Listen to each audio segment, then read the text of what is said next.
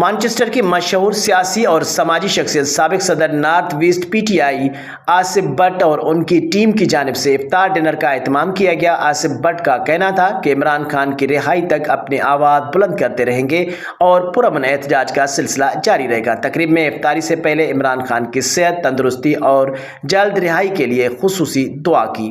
آئیے مزید دیکھتے ہیں اس رپورٹ میں۔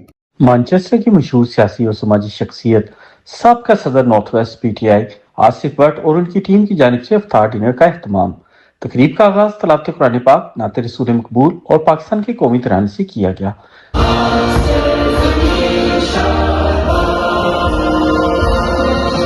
تقریب کے مہمان خصوصی میں اینکر نجم الحسن باجوہ، جہاں زیب خان، لالا فلک شیر، یاسین چودھری، سردار ناصر، سردار رانا انس، راجہ لیاقت اقبال، سیاسی، سماجی اور کاروباری حضرات کی ایک بڑی تعداد نے شرکت کی۔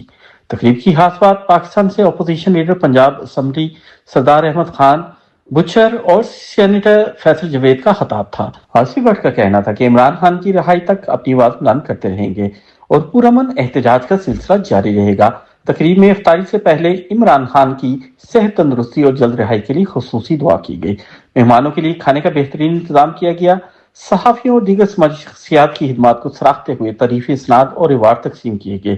کیک کٹنگ سرمنی ہوئی۔ اس موقع پر موجود حاضرین کا کہنا تھا کہ آصف بٹ واقعی عمران خان کا ایک پرخلوص سپاہی ہے جو اپنے قائد سے محبت اور وابستگی کو عمل کے ذریعے ثابت کر رہے ہیں۔ آئے دیکھتے ہیں اس رپورٹ میں۔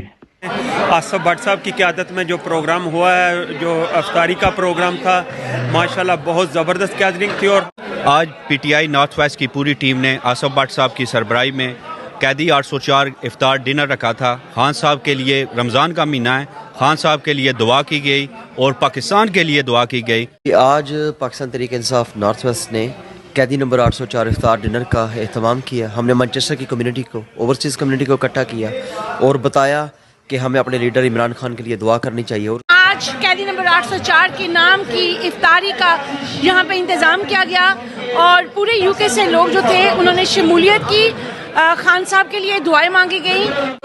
جو اس کا مین مقصد تھا وہ ہمارے لیڈر، ہمارے قائد عمران خان کے لیے دعا کرنا تھی، جس کے لیے دعا کی گئی اور اسی دعا کے وسیلے سے اللہ کو ایسی آمین ہے کہ انشاءاللہ تعالی اللہ تعالیٰ ان کی رہائی کرے گا اور وہ باہر آئیں گے، بہت جلد پاکستان کی ترقی، خوشحالی کو ویسے ہی آگے لے کے جائیں گے جس طرح ان کا ویژن تھا، جیسا وہ کرنا چاہتے تھے۔ اور پاکستان کو ان مشکل حالات میں سے نکالنے والا شخص صرف ایک ہی ہے جس کا نام عمران خان ہے، اور ہم سب اس پہ بلیو کرتے ہیں اور انشاءاللہ عمران خان کی قیادت میں پاکستان بھرپور طریقے سے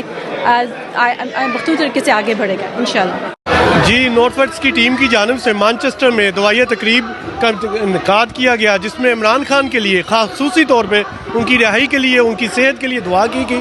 اور یہاں اوورسیز پاکستانیوں نے پھر ایک دفعہ پھر عہد کیا ہے کہ ہم خان صاحب کے ساتھ کھڑے ہیں، کھڑے تھے، کھڑے رہیں گے اور ہم پاکستان کو ترقی کی راہ میں دیکھنا چاہتے ہیں اور جلد سے جلد عمران خان کو سلاخوں سے باہر دیکھنا چاہتے ہیں۔